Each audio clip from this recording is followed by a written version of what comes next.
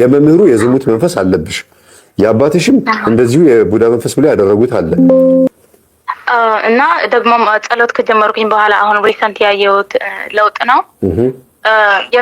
የቅርብ የምስጢር መተት ካለ ትፈሳላችሁ ወይም ደግሞ ትፈዛላችሁ ጸሎት ውስጥ ወይም ደግሞ ሀሳባችሁ ይወስዳል ምናምን ብለህ ስታስተምረን ነበርና አሁን እኔ በጣም ነፍስ መፈሳው እንዳትስቅብኝ እንጂ በጣም ነፍስ መፈሳው በጣም ያስጠላል። ጤናው ደግሞ አይዞሽ በስክሪን አይመጣም። ጨናው ማለት ሽታ ማለት ነው። ሽታ በጣም ያስጠላል እውነት ለመናገርና ምን ይሄንን የምስጢር መተት ወይም የቅርብ የቤተሰብ መተት ነው ብለህ ታስባለህ ወይ? አይ የምትፈሺው ሰው ፊት ነው ወይ ነው መጀመሪያ ጥያቄን። ደግሞ አሁን ፈሱን ስትፈሺ ሰው ፊት ከሆነ ሊያዋርድሽ የሚፈልግ ቡዳ ዛር ስላለ ነው።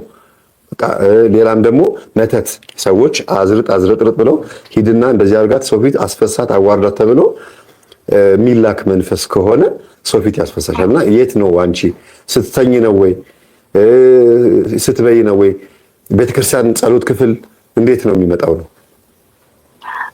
በልጅነቴ ያለው ሰው ፊትም ያሳፍረኝ ነበር እንዳልከው ማለት ነው። አሁን ለምሳሌ ወልድባ ገዳም ሄደን ነበርና እዛ ኢትዮጵያ ያለውኝ እዛ ተሰብስበን እያለን ሁላችን እየተሳሳቀን ነበርንና መሀል ላይ ያፈሳኛል። ከየት እንደመጣ ካላውቀም መንገድ ሲሄድ ያጋጥመኛል። እንደዛ ነበረ። ግን እኔ አላፍርም። በጣም በኮንፊደንስ የተሞላው ስለሆነ ዝም ብዬ ነው የምስቅባቸው። ለምንድን ነው የምትስቅብኝ? ትንፋሽ እኮ ነው ምናምን ነው የምለው።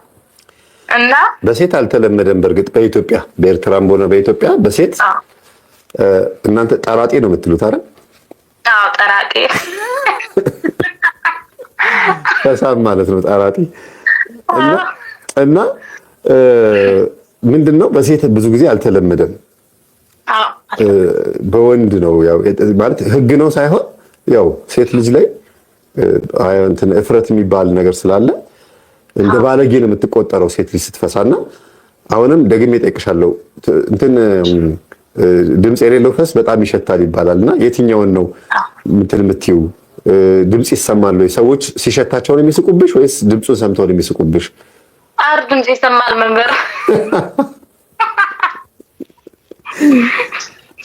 ስለዚህ አንቺ እንደ ጥሩ ነገር አትሸማቀቂም ማለት ነው?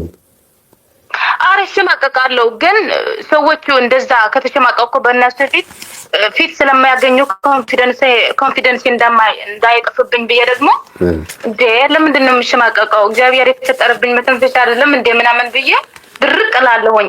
ግን ያሳፍረኛል፣ በውስጤ በጣም ነው የማፍረው። አሁን ምንድነው ጥያቄዎቹን በመሃል አንቺም ሪላክስ አድርገሽ በዘና ብለሽ እንድትመልሽልኝ የፈለኩትና በጣም ግልጽነትሽን ወድጄዋለሁ። በጣም ጎበዝ ነሽ። ግን ምንድነው ድንገት የሚያመልጥ ፈስ አለ። ድንገት ጎንበስ ስትይ ሆድ ሲጫን ወይ ዞር ስትይ የሚያመልጥ ፈስ አለና አንዳንድ ሰው ደግሞ ምን ያደርጋል? አሁን ሁለት አይነት ነው እንግዲህ። አንዳንድ ሰው ደግሞ ምን ያደርጋል? አየት ያደርግ ዞር ያደርግና ላጥ ያደርገውን ወይ ይላል። ሆን ብሎ አስቦበት ነው የሚያደርገው። ገባሽ? አሁን የትኛው ነው በብዛት አንቺ ጋር እንትን የሚለው? አስበሽበት ሆድሽ ተንጓምቶ ሆን ብዬ ነው የማደርገው። በሰው ፊት ከሆነ አላረገውም። አሁን ለምሳሌ እህቴ ያለችኝና እንደራሴ ነው ማያት። በሷ ላይ ምንም ግድ አይሰጠኝም። ዝም ብዬ ነው የምሰደው። ስለዚህ በጣም የሚረዱሽና ግልጽ የሆኑ ቤተሰቦች ፊት ነው የምታረጊው ማለት ነው? አዎ፣ እሷም አንድ እህቴ ያለች እህቶች አለኝ፣ ግን በአንዷ ፊት ነው ብቻ የማደርገው። ቤተክርስቲያን ውስጥ አሁን ቅዳሴ ከሄድኩኝ ሆዴ በጣም ይነፋል። ግን እንትን ሽንት ቤት ሄጄ መጸዳጃ ቤት ሄጄ ነው የምፈሳ።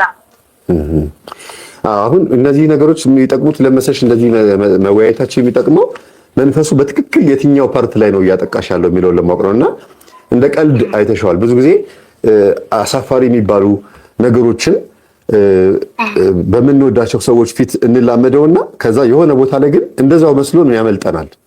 ብዙ ሰዎች እንደዚህ አይነት አጋጣሚ አለ። ለብቻችን ስንሆን እንደፈለግን የምንሆንበት ጉዳይ ልማዳዊ ድርጊት ይሆንና ሰው ፊትም አመል ያዋርዳልና እሱን ለይቶ ለማወቅ ነው የፈለኩት። አሁን አንቺ ጋር የዋህነት ስላለ አሁንም ካነጋገርሽ ተረድቻለሁ። የዋህነት አለብሽ። እንደገናም ደግሞ ግልጽነት፣ ሰውን የማመን ነገር ስላለ ነው ይሄንን ሰው ፊት የምታረጊው። ድንግጥ የምትይው ምናልባት ሴትነት ይዞሽ ሊሆን ይችላል።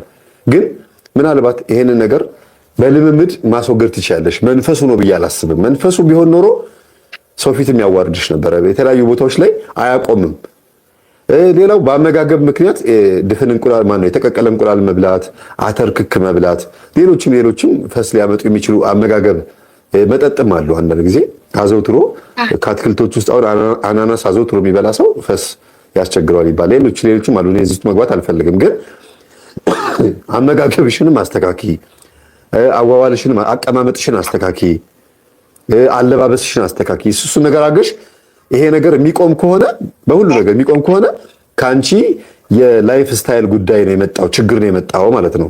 ይሄን ሁሉ ግን አመጋገብሽንም ለውጠሽ አቀማመጥም አለባበስም ንፋስ እንዳይገባ ምናምን ተጠንቀሽ ሁሉ ነገር ቅዝቃዜ ያለበት ሀገርም ከሆንሽ አዎ ሊመጣ ይችላል። ቅዝቃዜ ብዙ ጊዜ ሆድ አየር ይስብና ሆድ ይነፋል፣ ከዛ አየር ይመጣል።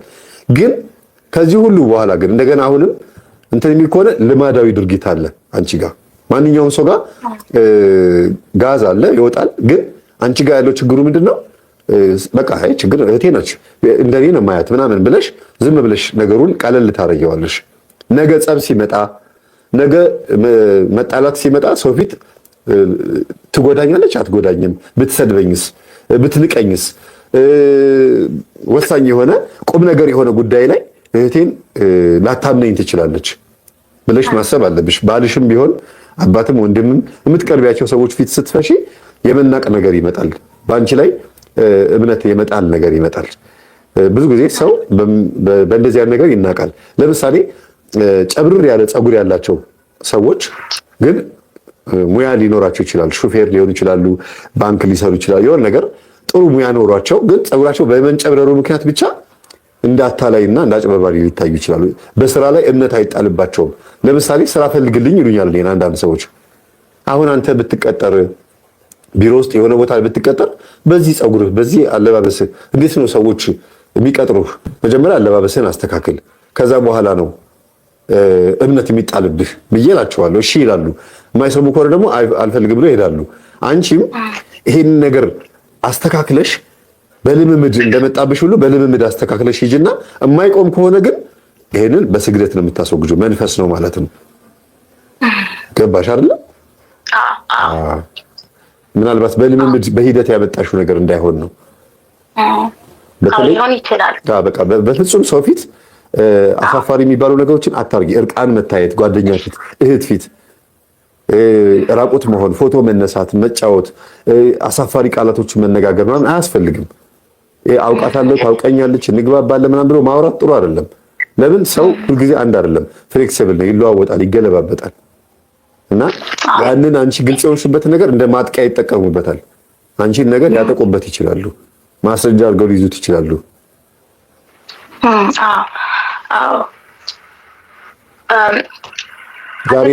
ዛሬ የለቀኩትን ገጠመኝ ሰምተሻል? የቤት ሰራተኛዋ ምን እንዳደረገች? አዎ ሰምቻለሁ። እንደውም ዩኒቨርሲቲ ላይ ሌክቸር ነበረብኝና በጣም ማስተዋል ስላቃተኝ እንደውም አሁን ቤት ሄጄ መምህር ተስፋዬን እያዳመጥኩት ቤት ሄጄ መልካር ፋይል ብጠቅም ነው የሚሻለኝ፣ ስራው ደግሞ ቤት ሆኜ እሰራዋለሁ ምናምን ብዬ ከዩኒቨርሲቲ በእግሬ ነው እያዳመጥኩት የመጣሁኝ። በጣም ደግሞ ተጠቀምኩበት። በጣም ገረመኝ። ባልና ሚስት ሩካቤ በሚያደርጉበት ሰዓት ተደብቃ ቪዲዮ ቀርጻ እርቃናቸውን ቀርጻ ከዛ ቤት ሲያባርሯት ገንዘብ ካላመጣችሁ ይሄን ቪዲዮ ፖስተዋለሁ ብላ ነው ያለች። አየሽው? አብራን የምትኖረው አንድ ቤት ውስጥ ናቸው። በሰላሙ ጊዜ ትሳሳቃለች፣ ትጫወታለች፣ ግን ማስረጃ ይዛባቸዋለች። አዎ በጣም ያሳዝናል። አዎ እና አንድ ምክር እንድትመክረኝ ነበር። በጣም ግልጽነት አለኝ እና ግልጽነቱ ደግሞ በጣም ያጠቃኛል። ለምሳሌ አንድ ወንድም ነበር፣ የቤተክርስቲያን አገልጋይ ነው፣ እንደውም ዲያቆን ነው። እና ግልጽነቴ ምናምን አይቶ ቤተክርስቲያን ስናጸዳዳ ምናምን እዛው ግልጽነቴ አይቶ አንተ እህቴ ብትሆኝስ ምናምን አለኝና አመንኩት። እና ሳምሩ ዝም ብዬ ነው የማወራው፣ እሱን ደግሞ ምክር ይለግስብኛል እና ከዛ ፍቅረኛ ያለሽ ወይ ምናምን አለኝ። አዎ። ከዛ ስለ ፍቅር ምክር የመከረኝ መጣና እና ከዛ በኋላ ምን አለኝ፣ አንቺ ፍቅረኛሽ ላይፍ ላይ እንዳፈስብሽ ትፈቅድለታለሽ ወይ አለኝ። ምንድነው እንደ ላይፍ ላይ ዞሩን እንዳፈስ ትፈቅድለታለሽ ወይ አለኝ። ምን ማለት ነው ምናምን ብዬ ዝም ብዬ ያስተዋልኩኝ፣ ግን ውስጤ ግን ያንተ ትምህርት አስታውሰዋለሁ። እና ከዛ ከስንቱ ሳምንታት በኋላ ደግሞ የት ነሽ ምናምን ደወለልኝና የት ነሽ ምናምን አለኝ። ቤት ነኝ ምናምን አልኩት። እና ከዛ ቤት ደግሞ ከእህቴ አብረን ነው የምንኖረው። እህቴ ግን እኔ ተማሪ እህቴ ሰራተኛ ስለሆነች ማታ ነው የምትገባው እሷ።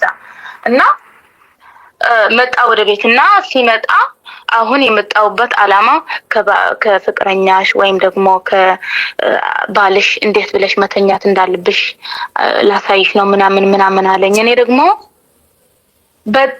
በጣም ደነገጥኩኝ። አንተ ግን ትንሽ አታፍርም? እንደውም ዝም ብዬ እኔ እየታዘብኩህ ነው እንጂ እንደ ቤተክርስቲያን አገልጋይ እንደዚህ ማለት አለብህ እንዴ? ተፈጥሮ አይመራኝም እንዴ? ለምንድን ነው እንደዛ የምትለው? ከማርገህ ጋር ሲሄዳል እንዴ ብለህ መነጋገር ምናምን ብዬ በጣም ተቀይሜው፣ እንደውም ይሄንን ትምህርት ሰንበት ጥንቅር ብለ ይቅር ምናምን ብዬ ጭራሽ ተውኩት ትምህርት ሰንበቱን። የያዝኩት ፍቅረኛ ደግሞ ዲያቆን ነበረ ያን ጊዜ። እና ዲያቆናቱ ሳያቸው ደግሞ በቃ መንፈሳዊ የሚባል ህይወት ስለሌላቸው እሱ አስጠልት በቃ እንደዛ አይነት ህይወት ነበረና እንደውም ይሄንን ሰው ደግሞ መተው አለብኝ ምናምን እሱም ተውኩት። ነገርኩት በቃ በዚህ መንገድ አይነት ደስ ስላላልከኝ የክርስትናው በቃ የመናፍስቱ ምናምን ስለማታውቁ ከእናንተ ጋር አልስማማ ምናምን ብዬ ወደ አንተ ትምህርት ተመለስኩኝ። እና አሁን ጭራሽ ብሎ የቤተክርስቲያን ትምህርት የማያውቅ ሰው የተገናኘውኝ ደግሞ እሱም ከዲያቆኑ ጋር ስለያይ እግዚአብሔርን አልቅሼ ነገርኩት። በቃ እኔ ከዲያቆናቱ መሆን አልችልም፣ ምክንያቱም የዲያቆን ሚስት መሆን ይከብድብኛል። እንደዚህ ነው ላይፍ ስታይላቸው። ደግሞ ግን ያንተን ቤት ያንተን ህይወት ያንተን ህላውነት የማላቅ ሰው አገናኘኝና እኔን ምክንያት አድርገህ አንተ እሱን ወደ አንተ አቅርበው፣ እኔ በቃ ሌላ ሰው ልገናኝ ምናምን ብዬ ጭራሽ ቤተክርስቲያን ምናምን የማያውቅ ሰው የዊድ ጭራሽ ጋንግስተር የሚባል ህይወት አለ እዚህ ሀገርና ከጋንግስተር የሚኖር ሰው ያገናኘኝ። ግን እግዚአብሔር ይመስገን አሁን እየተመለሰ ነው፣ እሱም ይሰማኛል። አሁን አብይ ጾም ነው ጾም አልኩት። እሺ ብሎ ቤተክርስቲያን ይሄዳል፣ ይጾማል፣ ያዳምጠኛል፣ በጣም ይወደኛል። እሱም ደግሞ በጣም ይወደኛል። እኔ ደግሞ ፈለማ በጣም ወደው ነበር። አሁን እሱ በጣም ስለሚወደኝ ደነደርኩትና አሁን በቃ ቤተክርስቲያን መሄድ አለብህ፣ አሁን በቃ አንተ ወደ እግዚአብሔር መቅረብ አለብህ ምናምን እለዋለሁ። እምቢ ካለ ዶም አንተ ጥንቅር ብለህ ቅር ምናምን ዝም ብዬ ቤትን ዝግት አድርጌ ጸሎት ብቻ ነው። አሁን የዋህነትሽ ግልጽነትሽ እና የዋህነትሽ በተወሰነ መልኩ እግዚአብሔርን በደንብ እንድትቀርቢው እንድትወጂው ጸሎት እንዲመለስልሽ ይጠቅምሽ ይሆናል። ጥሩ ነው በጣም። ግን ደግሞ እግዚአብሔርንም ደግሞ እንድትከጂ እንዳያደርግና እንዳታማርሪ እንደ እርግብ የዋህ ሁኑ እንዳለ ሁሉ እንደ እባብ ደግሞ ምን በሉ ብሏል? ብልጥ ሁኑ ብሏል። እንደ እባብ ብልጥ መሆን ማለት እንደ እባብ ተንኮለኛ መሆን ማለት ሳይሆን ተፈጥሮውን ማየት። የእባብ ተፈጥሮ ምንድን ነው? 40 ቀን ሙሉ ይጾምና እባብ ሰውነቱ ላይ ያለውን ሸለፈት ይገፋል። በሁለት ድንጋዮች መካከል እባቡ 40 ቀን ሙሉ ተጠቅልሎ ተኝቶ ምንም ነገር ሳይበላ አፈር እየላሰ ማለት ነው። በዛ በሁለት ድንጋዮች መካከል ሲያልፍ ሰውነቱ ላይ ያለው ቅርፊት ይላጥና ሌላ አዲስ እባብ ሆኖ ይወጣል። እና ይሄ የእባብ ብልጠት ይባላል። አንቺም ልክ እንደዛው ነው። መንፈሳዊ ሆነሽ ብልጥ መሆን አለብሽ። የዋህ ብቻ ለመሆን ያለብሽ ወይም ደግሞ ግልጽነት በጣም ይጎዳል። እርግጠኛ ነኝ ባህሪሽን ልናገር ብል ነጭናጫ፣ ቁጡ፣ ቶሎ የምትናደጂ ነሽ ብዬ አስባለሁ። አረ በጣም አልናደድም። እንደውም በሚያናድድ ነገር በጣም ነው የምስቀው መምህር። እሺ በምን የምትናደጂው? በቃ ተናደድኩ ከተባለ በቃ እኔ እንጃ እንደዚህ ብሎ የሚያናደኝ ነገር አለ ብዬ አላስብም። እሺ እውነት ለመናገር ግን በማይሆን ነገር የሚያምነው ሰው ከከዳኝ ግን በጣም ነው የምናደደው። በጣም አዝንበታለሁ። አልሸሽም ዞራሉ። እኔ እኮ እያልኩሽ ያለሁት ይሄን ነው። ብዙ ጊዜ በጣም ግልጽ የሆኑ ሰዎች ንጹህ ፍቅር ይሰጡና ማለት ራሳቸውን ግልጥ አድርገው በደንብ አድርገው እናቴ አባቴ ወንድሜ እንደዚህ ምናምን ብለው ራሳቸው በደንብ አድርገው ካሳወቁ በኋላ ከዛ ሰው የሚመጣውን ነገር ይጎዳቸዋል። ለምን እንደ ራሴ ብለው ያንን ሰው አምነውት ያን ቀጥታ ያመኑትን ሰው ደግሞ ያከፋባቸዋል። አንቺ ውስጥ ያለው መንፈስ ያን የምትወጂውን ሰው ባህሪው ሌላ ያደርግብሻል። በጣም ግልጽ ሆነሽ እንድትቀርቢ ያደርግና አንቺን እንዲጎዳሽ አድርጎ ለምንድን ነው ሰውን ሳምነው ግን እንደዚህ የሚያደርገኝ ምንድን ነው ምክንያቱ ትያለሽ። ያ ነው መበሳጨት መናደድ ማለት። ሰውን መጠራጠር፣ ሰውን መፍራት። አሁን ዲያቆናትም መቅረብ አስጠላኝ አልፈልግም እንዲያውም አልኩት አለ ያልሽው ይሄኛው ዲያቆን ሌላ ሲልሽ ያኛውን ዲያቆን ነው እኮ የተውሹ። ከዚህ በላይ ሰው መሸሽ አለ ታዲያ? ይሄ እኮ ነው አሁን። ምክንያቱም እሱም ልክ እንደርሱ ነው ላይፍ ስታይል እኔና አንቺ እንተኛ ይለኛል፣ ግን ዝምታ እናደርግ ምናምን ይለኛል፣ ግን መነካካት አለ። ይኸውልሽ ይሄ ከግንዛቤ እጥረት ነው። ብዙ ዲያቆናት ሳያውቁት ድንግልናቸው አጥተዋል፣ ግን በራሳቸው አስተሳሰብ የእግዚአብሔርን ሕግ ተላልፈዋል። ድንግልናቸው ሳይኖር ዲያቆን ድንግል ሆኖ ነው መቀደስ ያለበት። ወደ ክህነት ይሄዳሉ። ከዛ በኋላ ምን ይሆናል መሰለሽ?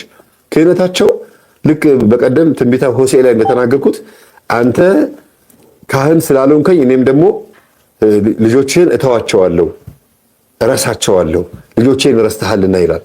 ማዕረጋቸው በራሱ አጠያያቂ ሆኖ ወደ ክህነት ይሄዳል። ድቁና ላይ ራሱ አጠያያቂ ነው። በዝሙትም ሆነ በምን ወድቋል።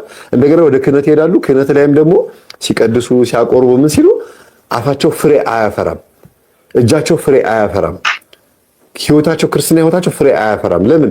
አመጣጡ ራሱ ያዳቆነ ሰይጣን ሳያቀስ ሳይጠር እንደሚባለው ማለት ነው። ስለዚህ አንቺም ጋር ደግሞ ይሄ ነገር ይመጣብሻል። የእነሱ ህይወት ይመጣና ነገ ከነገ ወዲያ ምናልባት የኛን ትምህርት ባታዳምጪ በዚሁ ብትቀጥይ ቢሆን መናፍቅ ሁሉ ትሆኚ ነበር እኮ ገባሽ? ወደ ሌላ እምነት የመግባት በጣም ጠራጠር ነበር በጣም ጠራጠር ነበር። ለምን? ዋናዎቹ አገልጋዮቹ ነው የሚያገናኝሽ። እስካሁን ድረስ ከመምህሩ ጀምሮ እኮ የምትነግሪ ብዙ አገልጋዮችን እንደምትቀርቢ ነው። ሰንበት ትምህርት ቤትም ኢቭን ገና ደግሞ እዚህ ያልተናገርኩት ብዙ አለ። ይሄ ማለት የሚያሳየው እንግዲህ አንቺን አውቆ የሃይማኖት አገልጋዮችን መምህራንን የእግዚአብሔር አገልጋዮችን እንድትቀርቢና እነሱን ህይወታቸውን አይተሽ ሃይማኖቱን በእነሱ ህይወት ጀጅ እንድታረጊ በመጽሐፍ ቅዱስና በዶግማው ሳይሆን በእነዚህ ሰዎች ህይወት ሃይማኖቱን እንድትለኪ ያደርግና ምንም እዚህ እውነት የለም ብለሽ ሌላ እምነት ላይ እንድትሄጂ ያደርጋል። ብዙዎቹ ግን አሁን እየተመለሱ ያሉት እየለዩ ስለመጡ ነው። እኔ እኮ የሄድኩት እኮ በዚህ ምክንያት ለካ እንደዚህ ነው እያሉ ይመጣሉ። በጣም ብዙ ናቸው። በጣም ብዙ ይሄን ይመስላል። እና ግልጽነትሽ በጣም አሪፍ ነው፣ ጥቅም አለው። ግን እንደ እባብ ደግሞ ብልጥ ሁኚ። እንደ እባብ ሁኚ ሲባል የነቃሽ ሁኚ። እባብ ጆሮ የለውም፣ እግር የለውም፣ እጅ የለውም። ግን ሁሉ ነገር ካለን ከኛ በላይ ይፈጥናል። በምላሱ አካባቢውን 100 ሜትር ርቀት ድረስ ያሸታል። አስቡ፣ ተፈጥሮ ባህሪው ማለት ነው። ስለዚህ በዚህ ምድር ላይ እኛ ዓለምን መስማት የምንችልበት ጆሮአችንን ባይኖር እንኳን ሰው ባይሰጠን ማለት ጆሮ ባይሰጠን እጅ እግር ባይኖረን ማለት በረከት ባይኖረን የምንሄድበት ቦታ ባይኖረን እንኳን ልክ እንደ እባብ ብልጥ ሆነን ተፈጥሯዊ ባህሪውን አይቶ የኛንም ተፈጥሮ ባህሪ ማስተካከል ነው የኔ አባባል። አመሰግናለሁ መምህር። ግን አንድ የመጨረሻ ጥያቄ እሺ። እና እኔ አሁን ያሰብኩትኝ ቤቴ ቁጭ ብዬ ጸሎት እያደረኩ ስለ የቤተሰቦቼ ሰላም በጣም ስለሚያስፈልገኝ እነሱ በቃ እናቴን አሁን በተወሰነ መልኩ ነግሬያታለሁኝ። እናቴ አሁን መቁረብ ጀምራለች። እዛ ሀገር ቤት ሆና የቄስ ሚስት ሆና እንግዲህ 55 ዓመት ምንም ቁርባን የሚባል አታውቅም። ዝም ብለው ሁሉም ይደንሳሉ እዛ ዝም ብለው በቃ አንድ ሰው ራእይ ታይቶት ራእይ እኮ ተገለጠላት እግዚአብሔር በሱ አሁን ተናገረ ምናምን ብሎት የማያደርጉት ነገር የለምና አሁን ሁሉ እርግፍ አርገሽ ትተሽ በቃ አንቺ የልጆችሽን የኛ ስም ክርስትና ጽፈሽ መቁረብ ልመጂ ቁረቢ 41 ስግዳን ደግሞ ስገጂ ምናምን ብዬ ነግሬያ እሷ ጀምራዋለች። እኔ ደግሞ እዚህ ሆኜ ጸሎት እያደረኩኝ እንደውም በተወሰነ መልኩ እህቶቼ ወንድሞቼ ትዳር አላቸው፣ ግን የተረጋጋ አይደሉም። የሁሉም ትዳራቸው በጣም ነው የሚያስቸግረውና ደግሞም የኔ ህይወት ደግሞ እንደዛ እንዳይሆንብኝ ስለሁሉም እየጸለይኩኝ እግዚአብሔር እንደውም እባክህን አንተ መንገዱ ምራኝ ምናምን እያልኩኝ እቆያለሁ ብዬ ነበር። አሁን ፍቅረኛዬ እንጋባ ምናምን ብሎ እየለመነኝ ነው እና የፍቅረኛዬ ቤተሰቦችም ሳይቀሩ ነው። አንተ ስታስተምር የሰማሁት ደግሞ ሴት ልጅ ኑሮዋ እየኖረች ነው መሆን ያለበት ማስተማር ያለባት ብለሃል ትናንትና ማለት ነው። እና ይህንንስ እንዴት ማድረግ አለብኝ መምህር? እኔ ከእግዚአብሔር መለየት አልፈልግም። አሁን ጥሩ ማግባት ከእግዚአብሔር አይለይም። በሶስት ጉልቻ የተሰራ የተቀመጠ ድስት ነው የማይፈነገለው። እግዚአብሔር የሌለበት ትዳር ከሆነ አዎ ልክ ነው። ግን አንቺ ብልጥ ከሆንሽ ጎበዝ ከሆንሽ ባልሽን በጥበብ መያዝ ትችያለሽ። ልጅም ከወለድሽ ለባልሽም ለልጅሽም ንጹህ ፍቅር እየሰጠሽ ታማኝ በመሆን ደካማ ጎኑን በማወቅ የባለቤትሽ ደካማ ጎን ምን እንደሆነ አውቀሽ በዛ ደካማ ጎኑ በኩል እሱንም አለመጉዳት እንደገናም ደግሞ መንከባከብ። ደካማ ጎኑን ማጥቂያ አታርጊው። ሰነፍ የሆነበትን ጉዳይ እንደ መውቀሻ እንደ ማጥቂያ ሳይሆን ማድረግ ያለብሽ አይዞህ አግዛሃለሁ፣ ይቺ ነገር አለች በቃ አግዛሃለሁ፣ አንተም ደግሞ እኔን ተረዳኝ እያልሽ እንደዚህ ጥሩ ሐሳቦችን ሰው ጋር ሲሄድ ዘመዶች ጋር ስትሄዱ የትም ቦታ ስትሄጂ እሱ እንዳያፍርብሽ ንጽህናሽን ጠብቂ፣ አንደበትሽን ጠብቂ። ግልጽነትሽ ከትዳር በኋላ ደግሞ መቀነስ አለበት። ግልጽነትሽ መሆን ያለበት ለባልሽ ነው። ግልጽነትሽ መሆን ያለበት ወደ ፈጣሪሽ ነው። ሁሉም ሰው ፊት ግልጽ አትሁኚ። አሁን ብቻሽን ትኖሪ ነበረ፣ ስታገቢ ግን ልጅ አለ፣ ባል አለ፣ የቤት ሰራተኛ አለ፣ ሰው ይበዛል። አንቺ ራስሽ ቤተሰብ ፋሚሊ ሆንሽ፣ ራስሽን ችለሽ የሆነ አንድ ድርጅት ሆንሽ ማለት ነው። ስለዚህ የባሰ እንዲያውም ጠንቃቃ ነው መሆን ያለብሽ እግዚአብሔር በትዳርሽ ላይ እንዲገባም።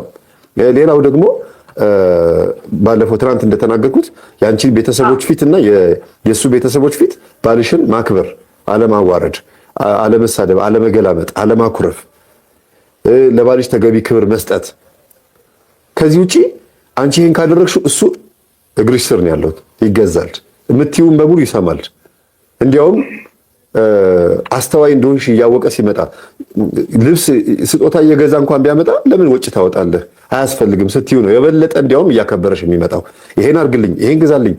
የእሱን ኪስ በመፈተሽና በመፈተን አይደለም ባልነቱ የሚታወቀው፣ አሳቢ ስትሆኝ ነው ለሱ። ገባሽ? ስለዚህ ትዳር ማለት መተሳሰብ ከሆነ ለምን ያንቺ አካልሽ የሆነውን ሰው ታሳቅቂዋለሽ? እንዲያውም ነፃነት እንዲሰማው ማድረግ፣ እፍረት እንዳይሰማው ማድረግ፣ የእሱን ሸክም ለመሸከም መሞከር ነው ያለብሽ። ከዛ በኋላ ነው እሱ ለአንቺ ያለውን ክብር የሚናገረው። መጽሐፍ ቅዱስ የሚናገረው ምንድነው? ባሎች ወይ ሚስቶቻችሁን ውደዱ እስከ ሞት ድረስ ውደዷት። ክርስቶስ ቤተክርስቲያን እንደወደዳት እናንተ ደግሞ ሚስቶቻችሁን ውደዱ ነው የሚለው። አዎ ልክ እሱ አንቺን ደግሞ የበለጠ እስከ ሞት የሚወድሽ ደግሞ አንቺ ለሱ በምትሰጪው ፍቅር ልክ ነው። ተፈጥሯችን ሆኖ ወንድ ልጅ ክብር ይወዳል ማለት ሰው ፊት ብቻ አይደለም፣ እቤት ውስጥ ራሱ ተገቢውን ክብር ሊኖረው ይገባል። ቦታ ልትሰጪው ይገባል። እሱ ለአንቺ ቦታ ቢሰጥም ባይሰጥም አንዳንድ ጊዜ ሴት ልጅ በጣም ብልጥ ናት። በጣም ብልጥ መሆን አለባት። እንዴት ነው ያንቺ የሆነው ነገር በሙሉ የሱ እንደሆነ እርግጠኛ መሆን አለበት። አንቺም ደግሞ የሱ የሆነው በሙሉ ያንቺ እንደሆነ እርግጠኛ መሆን አለብሽ።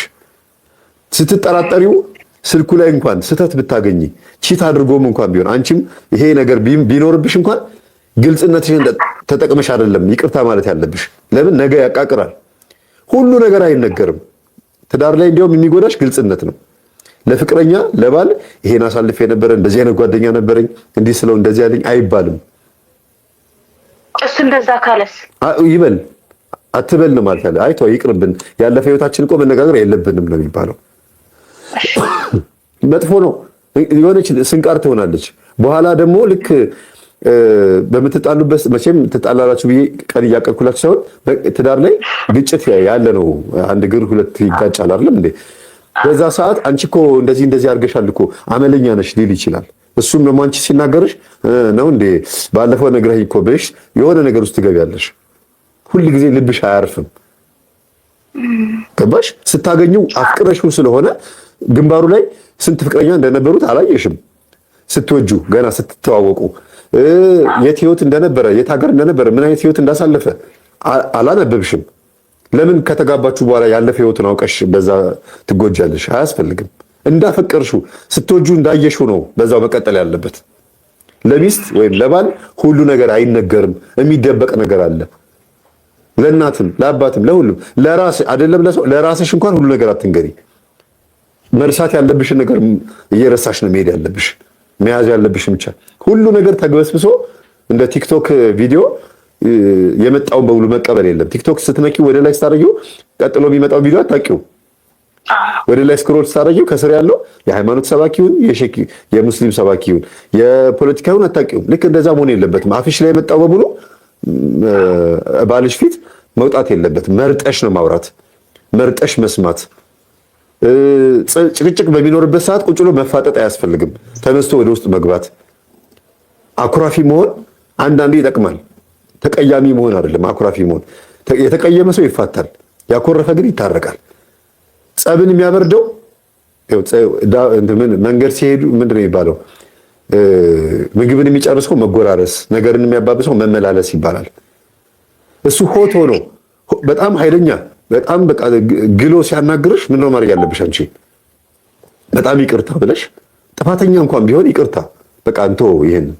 ከዛ ሰላማዊ በሆነበት ሰዓት ላይ አንቺ ስላበረድሽው ብቻ ይቀጥላል ትዳሩ። ብልጠት ነው። ብልጠት ማለት ይሄን ተሸንፎ ማሸነፍ። ክርስቶስ እንደዛ ነው ያደረገው። ሞቶ ነው ሞት እንዲል ያደረገው።